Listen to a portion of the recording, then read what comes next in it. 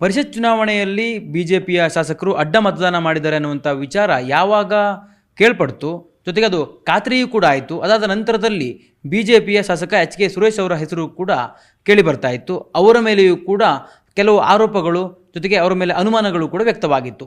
ಈ ವಿಚಾರಕ್ಕೆ ಸಂಬಂಧಪಟ್ಟಂತೆ ಸ್ಪಷ್ಟನೆಯನ್ನು ಕೊಡೋದಕ್ಕೆ ಸ್ವತಃ ಎಚ್ ಕೆ ಸುರೇಶ್ ಅವರು ನ್ಯೂಸ್ 18 ಜೊತೆ ಇದ್ದಾರೆ. ಅವ್ರನ್ನ ಮಾತನಾಡಿಸ್ತಾ ಹೋಗ್ತೀನಿ. ಸರ್, ಮೊದಲನೇದಾಗಿ ಡೈರೆಕ್ಟಾಗಿ ಕೇಳ್ತೀನಿ, ಈ ಒಂದು ಅಡ್ಡ ಮತದಾನ ಪ್ರಕ್ರಿಯೆ ಆಗಿದೆ, ಬಿಜೆಪಿಯ ಶಾಸಕರೇ ಅಡ್ಡ ಮತದಾನ ಮಾಡಿದ್ದಾರೆ ಅನ್ನುವಂಥ ಒಂದು ವಿಚಾರ ಪ್ರಸ್ತಾಪ ಆದ ನಂತರದಲ್ಲಿ ತಮ್ಮ ಹೆಸರೇ ಮುನ್ನೆಲೆಗೆ ಬಂತು. ಯಾಕೆ ತಮ್ಮ ಹೆಸರು ಬಂತು ಅಂತ?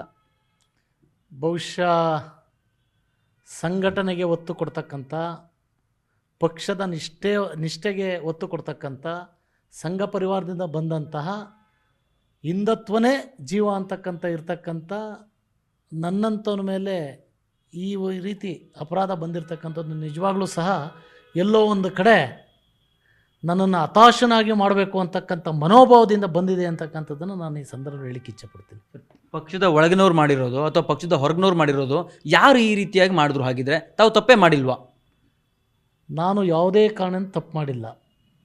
ಜನ್ಮ ಕೊಡ್ತಕ್ಕಂಥ ತಾಯಿನೂ ಒಂದೇ, ನಾವು ಪಕ್ಷನೂ ಒಂದೇ. ತಾಯಿ ಬೇರೆ ಅಲ್ಲ, ಪಕ್ಷ ಬೇರೆ ಅಲ್ಲ. ನಾವು ರಾಜಕಾರಣವನ್ನು ಹಣ ಮಾಡಲಿಕ್ಕೆ ಬಂದವರಲ್ಲ, ಸೇವೆಯನ್ನು ಮಾಡಲಿಕ್ಕೆ ಬಂದಂಥವ್ರು ನಾವೆಲ್ಲ. ಪ್ರಾಮಾಣಿಕವಾಗಿ ಪಕ್ಷ, ಹಿಂದುತ್ವ, ಸಂಘ ಪರಿವಾರ, ಈ ದೇಶಕ್ಕೆ ಮಾದರಿ, ಈ ದೇಶಕ್ಕೆ ಮುಂದಿನ ಭವಿಷ್ಯವನ್ನು ಕಟ್ತಕ್ಕಂಥ ಭಾರತೀಯ ಜನತಾ ಪಕ್ಷ ಅಂತಕ್ಕಂಥ ಉದ್ದೇಶವನ್ನು ಇಟ್ಕೊಂಡು ನಾವು ರಾಜಕಾರಣಕ್ಕೆ ಬಂದವರು. ನಮಗೆ ಭಗವಂತ ಸದೃಢವಾಗಿ ಎಲ್ಲದನ್ನೂ ಯಶಸ್ಸನ್ನು ಕೊಟ್ಟಿದ್ದಾನೆ. ನಾನು ಯಾವುದೇ ಕಾರಣದಿಂದ ಅಡ್ಡ ಮತದಾನವನ್ನು ಭಾರತೀಯ ಜನತಾ ಪಕ್ಷಕ್ಕೆ, ತಾಯಿಗೆ ದ್ರೋಹವನ್ನು ಮಾಡ್ತಕ್ಕಂಥ ಭ್ರಮೆ ನನ್ನಲ್ಲಿಲ್ಲ. ಬಹುಶಃ ಇದರಿಂದೆ ಒಂದು ದೊಡ್ಡ ಶಕ್ತಿ, ಧರ್ಮಸ್ಥಳವನ್ನೇ ಬೆದರು ಬೀಳಿಸ್ತಂಥದ್ದು ದೊಡ್ಡ ಶಕ್ತಿ ಇದೆಯಲ್ಲ, ಆ ಶಕ್ತಿಯ ಹುನ್ನಾರ ಇದೆ ಅಂತಕ್ಕಂಥದ್ದನ್ನು ನಾನು ಭಾವಿಸ್ಬೇಕಾಗತ್ತೆ. ಸರ್, ಪರಿಷತ್ ಚುನಾವಣೆಯಲ್ಲಿ ಬಿಜೆಪಿಯಿಂದ ಕೊನೆಯದಾಗಿ ಮತವನ್ನು ಚಲಾಯಿಸಿದವರು ತಾವು. ಈ ಒಂದು ಕಾರಣಕ್ಕಾಗಿ ಈ ಅನುಮಾನ ವ್ಯಕ್ತವಾಯಿತಾ? ಅದೊಂದೇ ಕಾರಣಕ್ಕಾಗಿ ತಮ್ಮ ಮೇಲೆ ಆರೋಪ ಹೊರಿಸಲಾಗ್ತಾ ಇದೆಯಾ ಅಥವಾ ಹೇಗೆ? ಬಹುಶಃ ಆರೋಪ ಏನಕ್ಕೋಸ್ಕರ ಹೊರಿಸ್ತಾ ಇದ್ದಾರೆ ಅಂತ ಗೊತ್ತಿಲ್ಲ. ನನಗೆ ಆರೋಪ ಹೊರಿಸ್ತಕ್ಕಂಥದ್ದು ಪಕ್ಷದ ಒಬ್ಬ ಶಿಸ್ತಿನ ಸಿಪಾಯಿ, ಇತ್ತೀಚೆಗೆ 2 ವಿಧಾನಸಭಾ ಕ್ಷೇತ್ರದಲ್ಲಿ ಸೋಲನ್ನು ಕಂಡಂಥವನು, ಪಕ್ಷ ನಿಷ್ಠೆ ಪ್ರಾಮಾಣಿಕತೆಗೆ ಒತ್ತನ್ನು ಕೊಡ್ತಕ್ಕಂಥವನು, ಹಿಂದುತ್ವಕ್ಕೆ ಒತ್ತನ್ನು ಕೊಡ್ತಕ್ಕಂತಹ ಎಲ್ಲೋ ಒಂದು ಕಡೆ ಮೊನ್ನೆ ಕ್ಷೇತ್ರದಿಂದ ಬರೋದಕ್ಕೆ ಒಂದಿಷ್ಟು ತಡವಾಯಿತು. ಅದ್ರ ಜೊತೆಯಲ್ಲಿ ಶ್ರೀ ರಾಘವೇಂದ್ರ ಸ್ವಾಮಿಯ ಭಕ್ತ ನಾನು. ರಾಘವೇಂದ್ರ ಸ್ವಾಮಿ ವಿಶೇಷ ಪೂಜೆ ಇತ್ತು. ಅದ್ರ ಜೊತೆಯಲ್ಲಿ ಮನೆಯಲ್ಲಿ ಒಂದಿಷ್ಟು ಶುಭ ಕಾರ್ಯದ ಬಗ್ಗೆ ಒಂದಿಷ್ಟು ಇದಿತ್ತು. ಅದನ್ನು ಮುಗಿಸ್ಕೊಂಡು ಬರೋದಕ್ಕೆ ಒಂದಿಷ್ಟು ತಡವಾಯಿತು. ಆದರೆ ತಡವಾಗಿದ್ದಕ್ಕೆ ಇದನ್ನು ಹುಡುಕ್ತಾರೆ ಅಂದರೆ ಬಹುಶಃ ಅದಕ್ಕೆ ನಾನೇನು ಹೇಳಲಿಕ್ಕೆ ಇಚ್ಛೆಪಡೋದಿಲ್ಲ.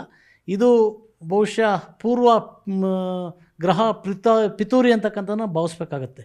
ಇದನ್ನು ಗೌಪ್ಯ ಮತದಾನ ಈ ಕಾರಣಕ್ಕಾಗಿಯೇ ಅದೇನು ಗೊತ್ತಾಗೋದಿಲ್ಲ ಅನ್ನುವಂಥ ಒಂದು ಕಾರಣವನ್ನು ಇಟ್ಟುಕೊಂಡು ಅಡ್ಡ ಮತದಾನವನ್ನು ಮಾಡಿದ್ದಾರೆ ಅಂತ ಹೇಳಲಾಗ್ತದೆ. ಅದು ಸತ್ಯವೂ ಕೂಡ ಹೌದು. ಹೇಗಿದ್ರೂ ಕೂಡ ಗೊತ್ತಾಗೋದಿಲ್ಲ ಅನ್ನುವಂಥದ್ದು.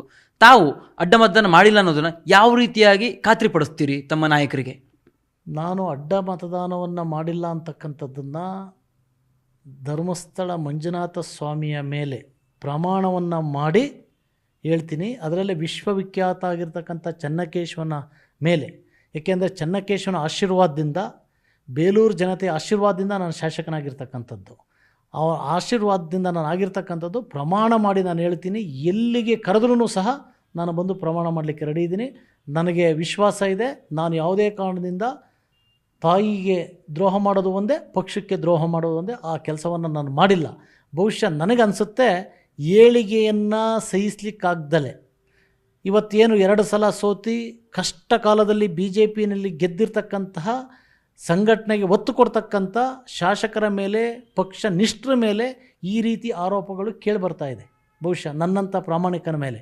ಯಾಕೆ ಅಂತ ಅಂದರೆ, ಕಳೆದ 2023 ನಂತರ, ಚುನಾವಣೆ ಆದ ನಂತರ ಬೇಲೂರು ವಿಧಾನಸಭಾ ಕ್ಷೇತ್ರದಲ್ಲಿ ಶಾಸಕನಾಗಿ ಆಯ್ಕೆ ಮಾಡಿದ ಬೇಲೂರು ವಿಧಾನಸಭಾ ಕ್ಷೇತ್ರದ ಜನತೆಗಳ ವಾರದಲ್ಲಿ 7 ದಿವಸದಲ್ಲಿ ಮೀಟಿಂಗ್ ಇದ್ದರೆ ಮಾತ್ರ ಬೆಂಗಳೂರಿಗೆ ಬರ್ತಕ್ಕಂಥದ್ದು. ಉಳಿದ ಎಲ್ಲ ದಿವಸಗಳನ್ನು ಸಹ ಕ್ಷೇತ್ರದ ಜನತೆಯ ಮುಂದೆ ಯಾವುದೇ ಜಾತಿ ಧರ್ಮ ಭೇದ ಭಾವ ಇಲ್ಲದಲೆ, ಪಕ್ಷಪಾತ ಇಲ್ಲದಲೆ ಪ್ರಾಮಾಣಿಕವಾಗಿ ಬೆಳಗ್ಗೆ 6 ಗಂಟೆಗೆ ಪ್ರಾರಂಭ ಆದರೆ ರಾತ್ರಿ 12 ಗಂಟೆವರೆಗೂ ಸಹ ನಿರಂತರವಾಗಿ ಜನಗಳ ಜೊತೆಯಲ್ಲಿ ಗ್ರಾಮಗಳಿಗೆ ಪ್ರವಾಸವನ್ನು ಮಾಡಿ ಜನಸ್ನೇಹವನ್ನು ಪಡ್ಕೊಳ್ತಕ್ಕಂಥದ್ದಕ್ಕೆ ಇದಕ್ಕೆಲ್ಲೋ ಒಂದು ಕಡೆ ಈ ಒಂದು ಕಪ್ಪು ಚುಕ್ಕಿಯನ್ನು ಇಡಬೇಕು ಅಂತ ಮಾಡಿದರೆ ಇದು ಬಹುಶಃ ನನಗನ್ಸುತ್ತೆ ಯಾರು ಕಪ್ಪು ಚುಕ್ಕಿಯನ್ನು ಇಡಬೇಕು ಅಂತಕ್ಕೆ ಆ ಭಗವಂತ ಮಂಜುನಾಥ ಸ್ವಾಮಿ ಅವರಿಗೆ ಪಾಠವನ್ನು ಕಲಿಸ್ತಾನೆ ಅಂತಕ್ಕಂಥ ವಿಶ್ವಾಸ ನನಗಿದೆ. ಎಚ್ ಕೆ ಸುರೇಶ್ ಅವರೇ, ಈ ಒಂದು ಫಲಿತಾಂಶ ಬಂದ ನಂತರದಲ್ಲಿ, ಪರಿಷತ್ ಚುನಾವಣೆ ಫಲಿತಾಂಶ ಬಂದ ನಂತರದಲ್ಲಿ ಮೊದಲನೇದಾಗಿ ಅಡ್ಡ ಮತದಾನ ಆಗಿದೆ ಅನ್ನುವಂಥದ್ದು ಖಾತ್ರಿ ಆಗುತ್ತೆ. ಅದಾದ ನಂತರದಲ್ಲಿ ತಮ್ಮ ಹೆಸರು ಕೇಳಿ ಬರುತ್ತೆ.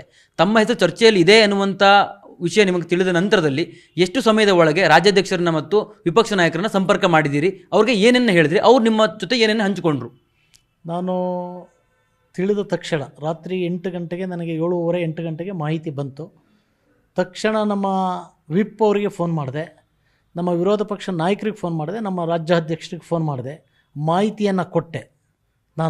ನಾನು ಯಾವುದೇ ಕಾರಣದಿಂದ ಪಕ್ಷ ನಿಷ್ಠೆ ಇರ್ತಕ್ಕಂಥವನು ಅಡ್ಡ ಮತದಾನವನ್ನು ಮಾಡಿಲ್ಲ ಅಂಥ ಭ್ರಮೆ ನನಗಿಲ್ಲ, ಯಾವುದೇ ಆಮಿಷಕ್ಕೊಳಗಾಗ್ತಕ್ಕಂಥ ಭ್ರಮೆ ನನಗಿಲ್ಲ ಅಂತಕ್ಕಂಥದ್ದನ್ನು ಅವರಿಗೆ ಪರಿಪೂರ್ಣವಾದಂಥ ಮಾಹಿತಿಯನ್ನು ಕೊಟ್ಟೆ. ಅದ್ರ ಜೊತೆಯಲ್ಲಿ ಇವತ್ತೇನು ಅದನ್ನು ಪ್ರಸಾರಕ್ಕೆ ಅದರ ಹಿಂದೆ ಇರ್ತಕ್ಕಂಥವ್ರಿಗೆ ಮತ್ತು ನಾನು ನಿನ್ನೆ ನಮ್ಮ ರಾಜ್ಯಾಧ್ಯಕ್ಷರಿಗೆ, ವಿರೋಧ ಪಕ್ಷ ನಾಯಕರಿಗೆ, ನಮ್ಮ ಇನ್ಚಾರ್ಜ್ ರಾಧಾಮೋಹನ್ದಾಸ್ಜಿಗೆ ಮತ್ತು ಸಂಘಟನಾ ಪ್ರಧಾನ ಕಾರ್ಯದರ್ಶಿಗಳ ಸಂತೋಷ್ಜಿ ಅವರಿಗೆ ಪತ್ರವನ್ನು ಬರೆದು ಅವ್ರಿಗೆ ಏನೇನು ನಡೆದಿದೆ, ಏನಕ್ಕೋಸ್ಕರ ಪಿತೂರಿಯನ್ನು ಮಾಡ್ತಾ ಇದ್ದಾರೆ, ನನಗೆ ಆ ಥರದ್ದು ಅವಶ್ಯಕತೆ ಇಲ್ಲ ಅಂತಕ್ಕಂಥ ಮಾಹಿತಿಯನ್ನು ಕೊಟ್ಟು ಅದ್ರ ಜೊತೆಯಲ್ಲಿ ಅವರ ಅನುಮತಿಯನ್ನು ತಗೊಂಡು, ರಾಜ್ಯಾಧ್ಯಕ್ಷರ ಮತ್ತು ಪ್ರತಿಪಕ್ಷ ನಾಯಕರ ಅನುಮತಿಯನ್ನು ತಗೊಂಡು ನಾನು ಮೀಡಿಯಾ ಮುಂದೆ ಬಂದೆ.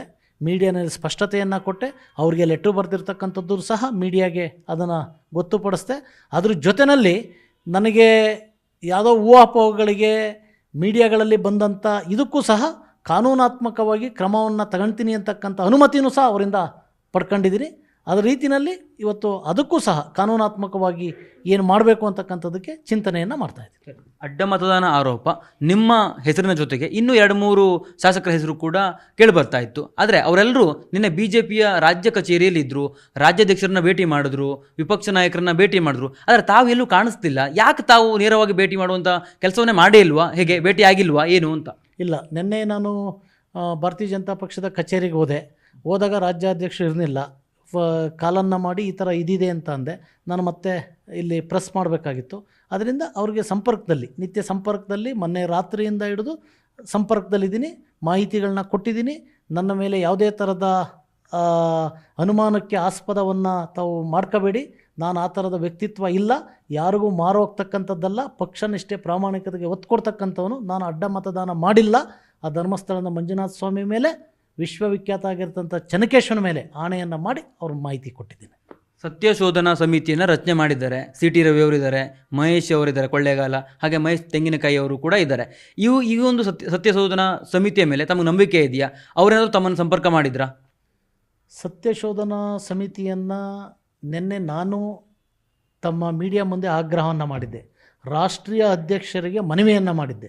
ಸತ್ಯಶೋಧನಾ ಸಮಿತಿಯನ್ನು ಮಾಡಿ ಕಟ್ಟುನಿಟ್ಟಾದಂಥ ಕ್ರಮವನ್ನು ಕೈಗೊಳ್ಳಬೇಕು. ಅಡ್ಡ ಮತದಾನ ಮಾಡಿದಂಥ ಯಾರೇ ಆದರೂ ಸಹ ಅವರಿಗೆ ಗಲ್ಲಿಗೇರಿಸ್ತಕ್ಕಂಥ ಶಿಕ್ಷೆಯನ್ನು ನೀವು ಕೊಡಬೇಕು ಅಂತಕ್ಕಂಥದ್ದನ್ನು ಪ್ರಥಮದಲ್ಲಿ ನಾನು ಮಾಡಿದ್ದೆ. ಈ 3 ಸಮಿತಿಯ ಮೇಲೆ ಎಚ್ ಕೆ ಸುರೇಶ್ ಅವರು ನಂಬಿಕೆ ಇದೆಯಾ? ಖಂಡಿತವಾಗ್ಲೂ ಇದೆ.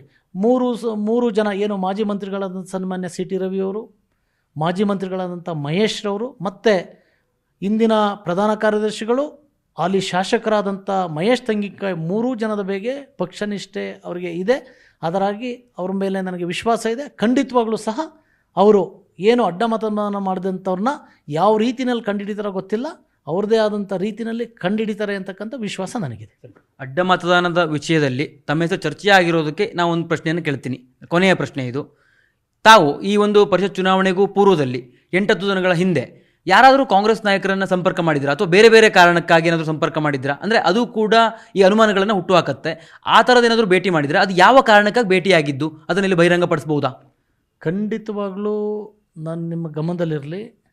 ಬಹುಶಃ ಅಡ್ಡ ಮತದಾನಕ್ಕೂ ನನಗೂ ತಂದಿರತಕ್ಕಂಥ ಸಂಬಂಧ ಏನು ಅಂದರೆ, ಕಳೆದ ಮಾರ್ಚಲ್ಲಿ ನಡೆದಂತಹ ವಿಧಾನಸಭೆಯ ಅಧಿವೇಶನದಲ್ಲಿ ಸನ್ಮಾನ್ಯ ಇಂದಿನ ಮುಖ್ಯಮಂತ್ರಿಗಳು, ಅಂದಿನ ನೀರಾವರಿ ಸಚಿವರು, ಉಪಮುಖ್ಯಮಂತ್ರಿಗಳಿಗೆ ನನ್ನ ಕ್ಷೇತ್ರದ ಬಗ್ಗೆ, ನನ್ನ ಕ್ಷೇತ್ರದಲ್ಲಿ ಸುಮಾರು 60.8 ಕಿಲೋಮೀಟ್ರಷ್ಟು ಎತ್ತಿನೊಳೆ ಹಾದೋಗ್ತಾ ಇದೆ. ಅಲ್ಲಿಯ ಗ್ರಾಮಗಳಲ್ಲಿ ದುಸ್ಥಿತಿನಲ್ಲಿ ರಸ್ತೆಗಳು ಇನ್ನೊಂದು ಮತ್ತೊಂದು ಹದಗೆಟ್ಟಿದೆ. ಆ ಪ್ರಶ್ನೆಯನ್ನು ಹಾಕಿ ನಾನು ಅವರಿಗೆ ಮನವರಿಕೆಯನ್ನು ಮಾಡಿದ್ದೆ. ನಿಮಗೆ ಅನುದಾನವನ್ನು ಕೇಳ್ತಾ ಇದ್ದೀನಿ, ಕಳೆದ 3 ವರ್ಷದಿಂದ ತಾವು ಅನುದಾನವನ್ನು ಕೊಡ್ತಾ ಇಲ್ಲ, 50 ಕೋಟಿ ಅನುದಾನವನ್ನು ಕೊಡಬೇಕು ಅಂತಕ್ಕಂಥದ್ದನ್ನು ಅವರು ಮುಂದಿನ ದಿವಸಗಳಲ್ಲಿ ಅನುದಾನವನ್ನು ಕೊಡ್ತೀನಿ ಅಂತಕ್ಕಂಥ ವಿಶ್ವಾಸವನ್ನು ವ್ಯಕ್ತಪಡಿಸಿದರು. ಬಹುಶಃ ಇದು ಎಲ್ಲೋ ಒಂದು ಕಡೆ ಬೇರೆಯವ್ರಿಗೆ ಇದಾಗಿ ಇದ್ರದ್ದು ಸಹ ಒತ್ತಿರ್ಬೋದು ಅಂತಕ್ಕಂಥದ್ದನ್ನು ಹೇಳ್ತೀನಿ. ನಾನು ಕ್ಷೇತ್ರದ ಶಾಸಕನಾಗಿ ಯಾರು ಮಂತ್ರಿಗಳಿರ್ತಾರೆ, ಮುಖ್ಯಮಂತ್ರಿಗಳಿರ್ತಾರೆ, ಅವರನ್ನು ಭೇಟಿ ಮಾಡಿ ಕ್ಷೇತ್ರಕ್ಕೆ ಅನುದಾನ ತರ್ತಕ್ಕಂಥದ್ದು ನನ್ನ ಕರ್ತವ್ಯ. ಹಾಗಾಗಿ ಆ ಕೆಲಸವನ್ನು ಮಾಡಿದ್ದೀನಿ. ಎಲ್ಲೋ ಒಂದು ಕಡೆ ಮುಖ್ಯಮಂತ್ರಿಗಳಿಗೆ ಭಾವಿ ಮುಖ್ಯಮಂತ್ರಿ ಅಂತ ಒಂದು ಸಂಭಾಷಣೆಯನ್ನು ಕೊಟ್ಟೆ ಅನ್ನೋ ಕಾರಣಕ್ಕೆ ಬಹುಶಃ ಈ ರೀತಿಯ ಇದಾಗಿರ್ಬೋದು. ಬಹುಶಃ ಚುನಾವಣೆ ಅಂದರೆ ವಿಧಾನ ಪರಿಷತ್ತಿನ ಚುನಾವಣೆಗೆ ಕಾಂಗ್ರೆಸ್ ಪಕ್ಷದ ಕಟ್ಟ ಕಡೆಯ ಕಾರ್ಯಕರ್ತನೂ ಸಹ ನನ್ನ ಹತ್ರ ಯಾರೂ ಮಾತಾಡಿಲ್ಲ. ನನ್ನನ್ನು ಕೇಳೇ ಇಲ್ಲ ಅಂದಮೇಲೆ ನಾನು ಯಾವ ರೀತಿ ಅಡ್ಡ ಮತದಾನ ಮಾಡಲಿಕ್ಕೆ ಸಾಧ್ಯ? ಎತ್ತಿನಹೊಳೆ ವಿಚಾರದಲ್ಲಿ ಅನುದಾನ ಕೇಳಿರೋದು, ಜೊತೆಗೆ ಕೊಡ್ತೀನಿ ಅನ್ನುವಂಥ ಭರವಸೆನ DK ಶಿವಕುಮಾರ್ ಅವರು ಅವತ್ತು ಕೊಟ್ಟಿರುವಂಥದ್ದೇ ಇವತ್ತಿನ ಚರ್ಚೆ ಕಾರಣ ಅಂತಾರ. ಬಹುಶಃ ಎಲ್ಲೋ ಒಂದು ಕಡೆ ಭಾವಿ ಮುಖ್ಯಮಂತ್ರಿಗಳು ಅಂತಕ್ಕಂಥ ಹೇಳಿದ ಪದ ಅದನ್ನು ತದ್ವಿರುದ್ಧವಾಗಿ ತಿಳ್ಕೊಂಡು ಒಬ್ಬ ಸಮಾಜದ ಮುಖಂಡರು, ಅದರಲ್ಲಿ ಜೊತೆಯಲ್ಲಿ ಕಾಂಗ್ರೆಸ್ ಪಕ್ಷಕ್ಕೆ ಕಷ್ಟಪಟ್ಟಂಥವರು ನೀವು ಮುಖ್ಯಮಂತ್ರಿ ಆಗಬೇಕು ಅಂತಕ್ಕಂಥದ್ದನ್ನು ನಾವು ಭಾವಿ ಮುಖ್ಯಮಂತ್ರಿಗಳು ಅಂತಕ್ಕಂಥ ಸಂಭಾಷಣೆಯನ್ನು ಮಾಡಿದ್ದು. ಬಹುಶಃ ಆ ಸಂಭಾಷಣೆ ಮಾಡಿದ್ದು ಇವತ್ತು ಇದಕ್ಕೆ ಎಲ್ಲೋ ಒಂದು ಕಡೆ ಪೂರಕವಾದಂತಹ ಒಂದು ಶಕ್ತಿಯನ್ನು ಕೊಡ್ತಾ ಇದೆ. ಆ ಆಧಾರದ ಮೇಲೆ ಈ ರೀತಿ ಇದನ್ನು ನಮ್ಮವರು ಇರ್ಬೋದು, ಬೇರೆಯವರು ಇರ್ಬೋದು, ನನ್ನ ಯಶಸ್ಸನ್ನು ಬಯಸ್ತಲೇ, ಸಂಘಟನೆಯನ್ನು ಬಯಸ್ತಲೇ ಎಲ್ಲೋ ಒಂದು ಕಡೆ ಹಾಸನ ಜಿಲ್ಲೆಯಲ್ಲಿ ಶಕ್ತಿಯುತವಾಗಿ ಮೈತ್ರಿಯನ್ನು ಜೊತೆಯಲ್ಲಿ ನಡೆಸ್ಕೊಂಡು ವಿಶ್ವಾಸಕ್ಕೆ ತಗೊಂಡು ಕೆಲಸವನ್ನು ಮಾಡ್ತಕ್ಕಂಥವ್ರಿಗೆ ಎಲ್ಲೋ ಒಂದು ಕಡೆ ಮಸಿಯನ್ನು ಬಳಿಬೇಕು ಅಂತಕ್ಕಂಥದ್ದಕ್ಕೋಸ್ಕರ ಒಲ್ಲದ ಗಂಡ ಮೊಸರಲ್ಲಿ ಕಲ್ಲುಡುಕ್ತಾ ಅನ್ನಂಗೆ ಈ ಕೆಲಸವನ್ನು ದುಷ್ಟಶಕ್ತಿಗಳು ಮಾಡ್ತಾ ಇದ್ದಾರೆ. ಆ ಭಗವಂತ ಮಂಜುನಾಥ ಸ್ವಾಮಿ, ಚೆನ್ನಕೇಶ್ವರ ಸ್ವಾಮಿ ಅವರಿಗೆ ಏನು ಮಾಡಬೇಕು ಅಂತಕ್ಕಂಥದ್ದನ್ನು ಒಳ್ಳೆ ಬುದ್ಧಿಯನ್ನು ಕೊಡಲಿ ಅಂತಕ್ಕಂಥದ್ದನ್ನು ನಿಮ್ಮ ಮೂಲಕ ನಾನು ಕೇಳ್ಕೊಂತೀನಿ. Thank you. ಇದಿಷ್ಟು ಶಾಸಕರಾಗಿರುವ HK ಸುರೇಶ್ ಅವರು ಹೇಳ್ತಾ ಇರುವಂಥದ್ದು. ಭಾಳ ಪ್ರಮುಖವಾಗಿ ಅವರು ಹೇಳ್ತಾ ಇದ್ದಾರೆ, ಈ ಒಂದು ಅಡ್ಡ ಮತದಾನವನ್ನು ನಾನು ಮಾಡಿಯೇ ಇಲ್ಲ. ಅಡ್ಡ ಮತದಾನ ಮಾಡಿರುವಂಥ ಆರೋಪಿಗಳೇನಿದ್ದಾರೆ ಅವರಿಗೆ ಗಲ್ಲು ಶಿಕ್ಷೆಯನ್ನು ಕೂಡ ವಿಧಿಸಬೇಕು ಅನ್ನುವಂಥ ಮಾತನ್ನು ಹೇಳ್ತಾರೆ. ಜೊತೆಗೆ ಈ ಹಿಂದೆ ಸದನದಲ್ಲಿ ಎತ್ತಿನಹೊಳೆಗಾಗಿ ನಾನು ಅನುದಾನವನ್ನು ಕೇಳಿದ್ದೆ. ಅವತ್ತಿನ ಜಲಸಂಪನ್ಮೂಲ ಸಚಿವರಾಗಿರುವಂಥ DK ಶಿವಕುಮಾರ್ ಅವರು ಇವತ್ತು CM ಇದ್ದಾರೆ. ಅವರಿಗೆ ಅಂದು ನಾನು ಭಾವಿ ಮುಖ್ಯಮಂತ್ರಿ ಅನ್ನುವಂಥ ಒಂದು ಶಬ್ದವನ್ನು ಉಲ್ಲೇಖ ಮಾಡಿದ್ದೆ. ಅದೇ ಇವತ್ತಿನ ಆರೋಪಕ್ಕೆ ಕಾರಣ ಆಗಿದ್ದಿರಬಹುದು. ಸ್ವಪಕ್ಷದವರು ಮತ್ತು ವಿಪಕ್ಷದವರು ಸೇರಿಕೊಂಡು ನನ್ನ ಮೇಲೆ ಆರೋಪವನ್ನು ಮಾಡ್ತಿರಬಹುದು ಅನ್ನುವಂಥ ಒಂದು ಅನುಮಾನವನ್ನು ಕೂಡ ವ್ಯಕ್ತಪಡಿಸ್ತಾ ಇದ್ದಾರೆ. ಕ್ಯಾಮರಾ ಪರ್ಸನ್ ಯೋಗೇಶ್ವರ ಜೊತೆ ಕಾರ್ತಿಕ್, ನ್ಯೂಸ್ 18 ಕನ್ನಡ, ಬೆಂಗಳೂರು. ನಿರ್ಭೀತ, ನಿಷ್ಪಕ್ಷಪಾತ, ವಿಶ್ವಾಸಾರ್ಹ ಸುದ್ದಿಗಳಿಗೆ ಮತ್ತೊಂದು ಹೆಸರಾಗಿರೋ ನ್ಯೂಸ್ 18 ಕನ್ನಡ ಈಗ ಆಪ್ನಲ್ಲೂ ಲಭ್ಯ ಇದೆ. ದಯವಿಟ್ಟು ಇಲ್ಲಿರೋ QR ಕೋಡ್ ಅನ್ನು ಸ್ಕ್ಯಾನ್ ಮಾಡಿಕೊಂಡು ಆಪ್ ಡೌನ್ಲೋಡ್ ಮಾಡೋದಕ್ಕೆ ಮರಿಬೇಡಿ. ನಿಮ್ಮ ಬೆಂಬಲ ಹೀಗೆ ಸದಾ ನಮ್ಮೊಂದಿಗಿರಲಿ. ಧನ್ಯವಾದ.